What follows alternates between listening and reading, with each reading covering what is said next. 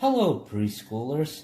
My name is Timothy, and I'll be reading The Light of the Whole World.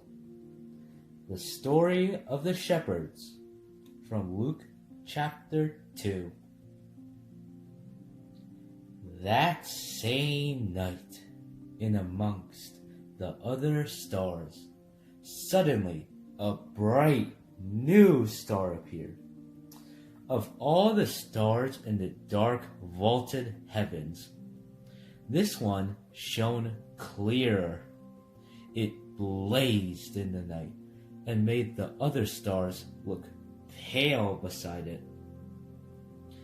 God put it there when his baby son was born, to be like a spotlight, shining on him, lighting up the darkness, showing people the way to him.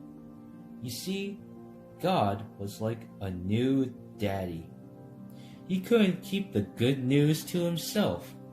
He'd been waiting after all these years for this moment, and now he wanted to tell everyone. So he pulled all the stops. He sent an angel to tell Mary the good news. He'd put a special star in the sky to show where his boy was. And now he was going to send a big choir of angels to sing his happy song to the world. He's here! He's come!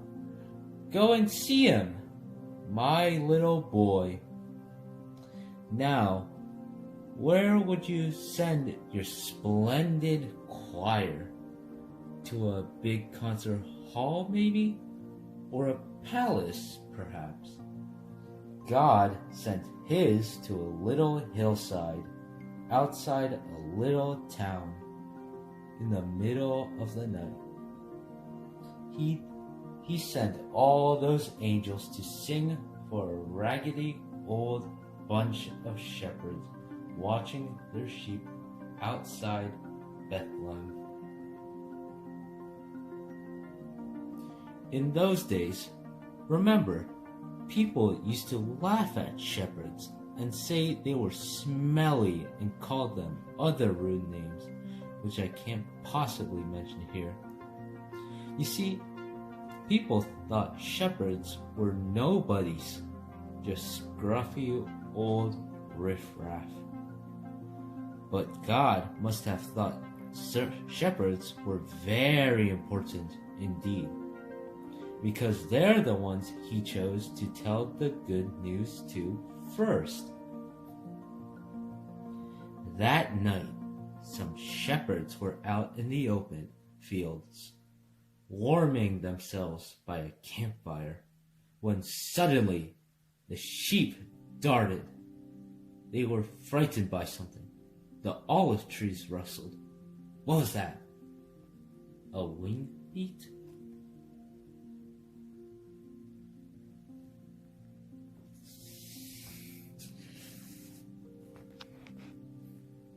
They turned around. Standing in front of them was a huge warrior of light, blazing in the darkness. "Don't be afraid of me," the bright shining man said. "I haven't come to hurt you. I've come to bring you happy news for everyone, everywhere.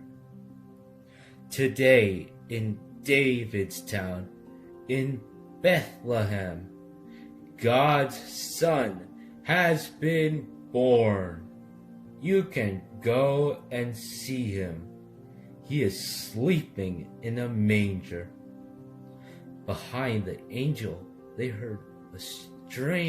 saw a strange glowing cloud, except it wasn't a cloud. It was angels, troops and troops of angels, armed with light, and they were singing a beautiful song. Glory to God! To God be fame and honor and all our hoorays. Then, as quickly as they appeared, the angels left. The shepherds stamped out their fire, left their sheep, raced down the grassy hill, through the gates of Bethlehem, down the narrow cobble streets, through a courtyard, down some steps, past an inn, round a corner, through a hedge, until at last they reached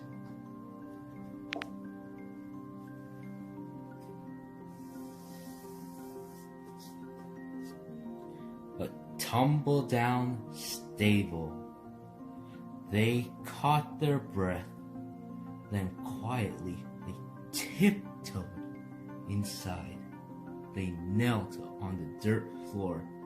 They had heard about this promised child, and now he was here, heaven's son, the maker of the stars, a baby sleeping in his mother's arms. This baby would be like that bright star shining in the sky that night, a light to light up the whole world, chasing away darkness, helping people to see. And the darker the night got, the brighter the star would shine. The end.